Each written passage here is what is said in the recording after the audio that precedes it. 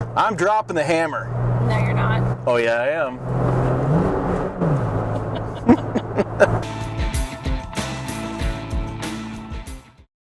Hey, it's Tim Estradal, Pickup Truck Plus SUV Talk, and if you watch the channel, you know my passion, trucks and SUVs, and also having a bit of fun with my friend Nicole Wakeland here. Hello. Boston Globe, bestride.com. We're driving in a 2019 Toyota Tacoma TRD PRO with the 6-speed manual. It's the whole dropping the hammer reference. I hope you got that. He's loving that. Yes, I had a good time with it. Somebody in the comments tell him you got it. Just make him Just happy. please. Yeah. Hey, if you're having fun with that too, remember to hit subscribe, click the bell, and smash the like button because you love this video. It's about trucks, and damn it, trucks are cool, and you should love it. So, we took the Toyota TRD PRO. I can talk this morning. It's We have coffee. yeah, I don't know. I should slow down. Apparently, I dropped the hammer a little bit too much. No getting tickets. That's bad on press drives. Anyways, we're doing the off-road driving. We're going to show you that video a little bit. We did it yesterday on the track, on the off-road course. Had a bit of fun. Yeah, it was fun. And then we'll come back and we'll tell you our final thoughts on this 2019 Toyota Tacoma TRD PRO. All right. All right, for the Tacoma, we have the Brilliant Blue. This is 2019 model. This is the TRD PRO. We do not have the optional desert air intake, not a snorkel. Really cool styling on this. I have the roof bars on there as well, around the back. I go TRD PRO there, and you can see we have the bed rail system. We actually have the GoPro mount here set up as well. It connects right to the bed rail. We have the bed extender on the back. TRD PRO is all blacked out. We have a bed step as well in this TRD PRO. And we'll come around, we'll do the interior. This is a crew cab setup. This is the issue I have with Tacoma quite a bit. You'll see this in the video. The A-pillar is pretty sloped, creates a little bit of an entry-exit issue. We have the interior that's supposed to resemble kind of like a bike handlebar setup. Big screen. We do have four-wheel drive. It's going to be right there, push button. We do not have crawl control in this, but we have a locking rear differential and A-track system. If you're familiar with that. We have the manual transmissions, which is interesting. Never driven that before. It'd be interesting to see that. And we have the rest of the interior.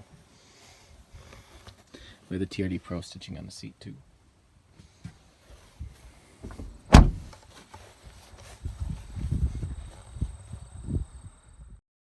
All right, we're in the 2019 Toyota Tacoma TRD PRO. This is the prior generation. They have a new one coming out in 2020. Big changes are the raised seat, army green, and new infotainment screen. That's basically the big changes. This is the, like I said, the TRD PRO. It's built from the learnings that they've done in Baja Racing. Toyota Racing Development is what TRD stands for. And they've had Ironman Ivan Stewart on the team. They've taken a lot of knowledge and built this truck. It is known as the best seller in the segment. It's, as far as Tacoma overall, it's very bulletproof as far as reliability. This is a pretty good price point. I'm off the top of my head, I'm thinking it's mid-40s probably with all the trim and packages. I just happened to look up. It was $42,970. Right. So we don't have prices on these, which is kind of weird, but we have information like that. So as far as off the top of our head, I'll give you some off the top of my head pricing, which I'm sure you'll correct me below in the comments. I've always thought with Tacoma, it's got a really bad entry exit. I know it's got different viewpoints. I'll link to a video above I did on that, and it's just because of the shape of the A-pillar.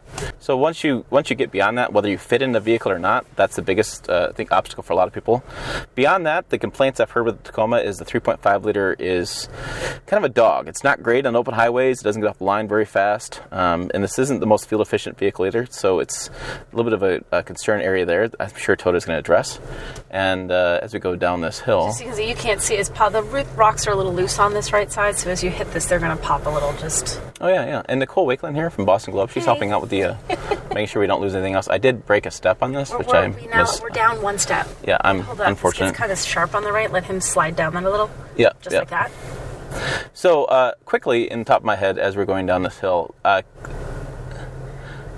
it comes in different cab configurations and does come in the manual transmission. Watch that right. That is another step just waiting to go on the far right. All these steps hang down way too low. Yeah, we have very low side steps, fewer than we did when we started.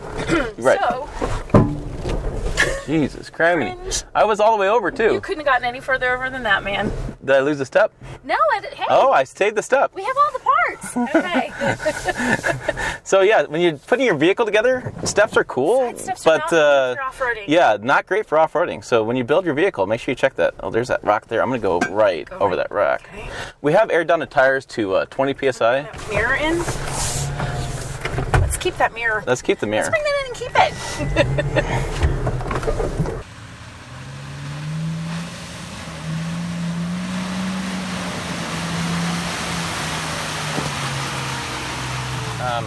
I will tell you one thing that the big thing that I'm doing in this video is this is a manual transmission Tacoma, which I've never had a chance to drive.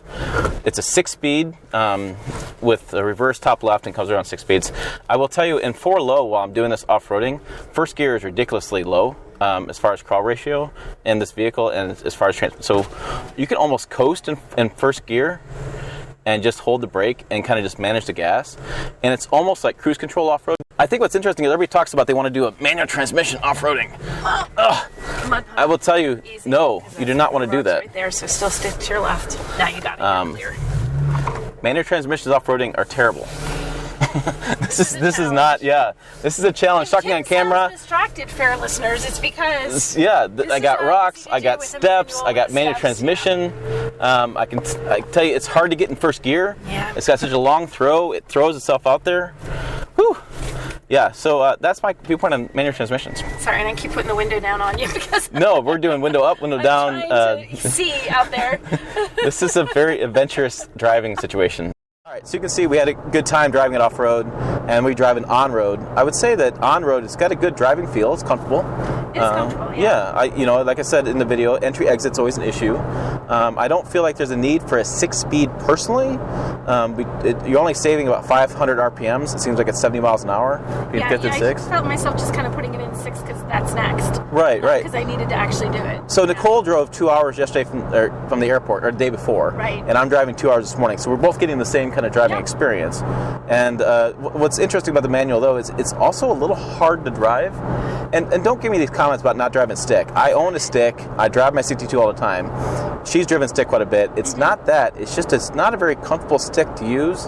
And there's no markings really on it. I'll show you the video of the stick shift.